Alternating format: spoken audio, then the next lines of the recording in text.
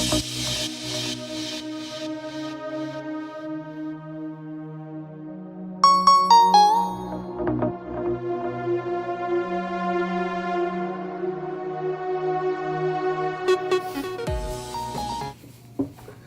up, guys?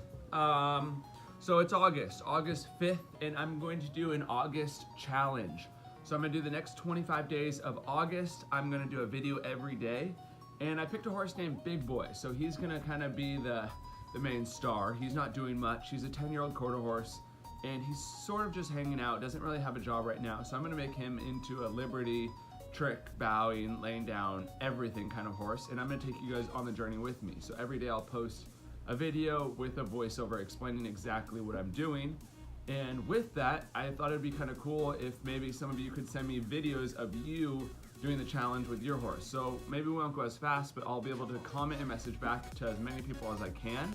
And then we'll kind of show the progression, and I can maybe even share some other people's videos of them learning and growing and just enjoying the art of Liberty, because it really is about learning the different pressures and energies that we put on the horses, where they understand it and they really communicate well, and we can actually understand how they feel and where they're stuck in their bodies to help us later barrel racing or jumping or whatever it may be. So check out this voiceover. This is day one of Big Boy. He hasn't done Liberty much, so this is really just the basics, controlling the shoulder, controlling the body, and yeah, it should be a fun challenge. So send me in your videos and we're gonna do it. Cheers. All right, so here we are with Big Boy, and we're gonna start working on kind of the basics to Liberty. So it's gonna be, again, when my body moves away from him, I wanna call him back. When my body moves towards him, I want him to move away. So here I'm gonna work on his shoulders. That would be where he's kind of the most stuck, as a lot of quarter horses are. They're a little bit built downhill, so naturally they're a little bit stuck in the shoulder. So here I want his front left leg to move over to his front right leg. So you can see he's really struggling, and I add more energy with the whip to say, nope, move away. And then there, he gave me a great 2 steps. So that's when I back away, pet the forehead, and release the energy. I'm gonna do it a couple more times each way, and you'll see he's much better already. He has a much nicer shape. And then here, he stepped really good right over left. You'll see when he is good, like here, I release the energy by walking backwards and petting the forehead. I really like petting the forehead because it's a great place for them to release the pressure and feel comfortable. If every time they come up to you and they do something good and you pet the forehead, they're really gonna wanna keep coming up to you. Now we're gonna start lunging.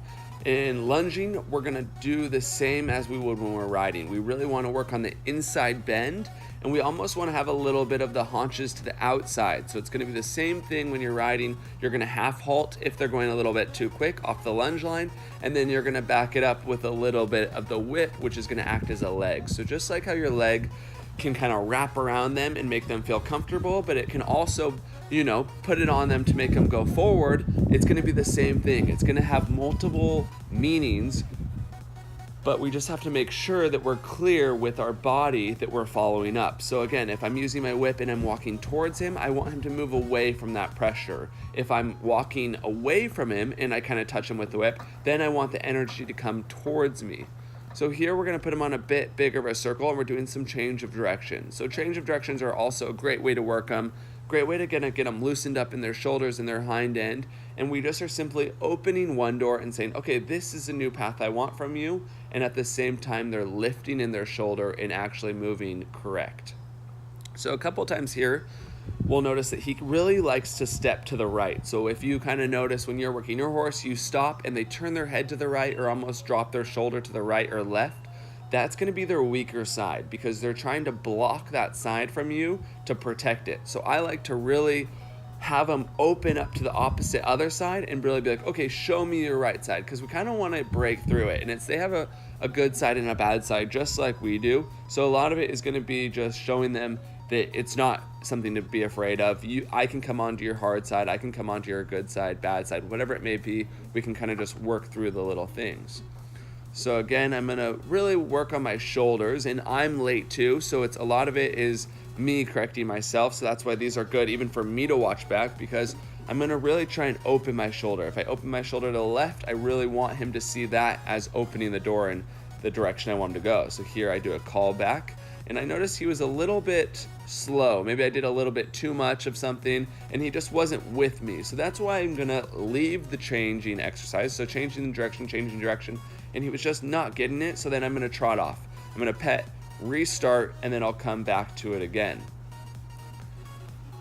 So here he looks good. Again, really want to reiterate inside bend. Here he has, you can see, is looking to the outside. So I changed direction. So it's not necessarily you saying, hey, inside bend every time. If you notice he's looking to the outside or not really focusing, just do a change of direction so that more of the exercise is what changes his state of mind, rather than it's us telling him, nope, keep your inside bend every time over and over and over again.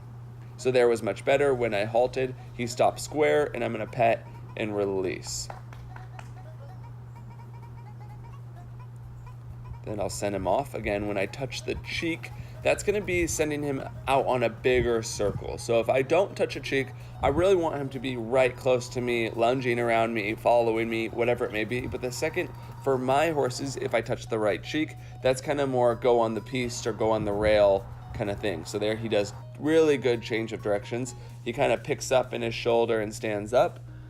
And then we're going to continue, and we'll ask for one more change of direction. So we just like to do one on each side, and he's really good. You can see he kind of has a little bit of a jump there, and then we're going to tell him good boy by allowing him to come back into it. You can kind of see he's a little bit unsure if he should come to me or if this is the right thing. Just because we're working on a bunch of new things, I'll trot him forward there a little bit just to get his energy up, and then pet, and we're going to end on that. So sessions don't have to be long, just have to be correct.